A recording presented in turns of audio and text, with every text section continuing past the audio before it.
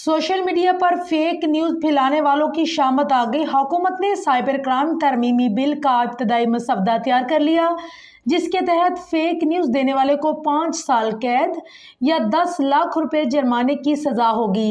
Media report के मुताबिक हुकूमत ने साइबर क्राइम तरमीमी बिल का इब्तदाई मसवदा तैयार कर लिया है, जिसके तहत डिजिटल राइट्स प्रोटेक्शन अथॉरिटी कायम की जाएगी।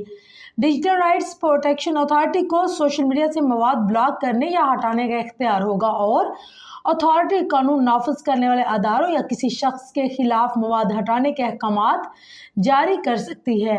कानून नाफिज करने वालों समेत दीगर इदारों या किसी शख्स के खिलाफ खबर देने और दहशत फैलाने वाला मवाद हटा दिया जाएगा। अथॉरिटी के पास रियासत और रियासती इदारों के खिलाफ नफरत फैलाने से मुतल्लिक मवाद को भी हटाने का इख्तियार होगा।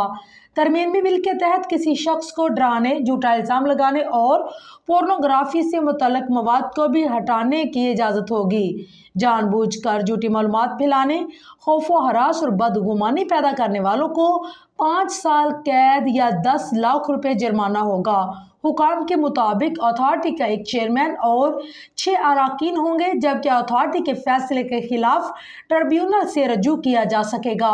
हुकूमत का ये इकदाम ऐसे वक्त में सामने आया जब सोशल मीडिया पर PTI के हामियों की जानिब से इस्लामाबाद में पार्टी के एहतजाज के दौरान सैकड़ों कारकुनान की हलाकतों का दावा करके रियासती इदारों के खिलाफ प्रोपेगेंडा किया जा रहा था।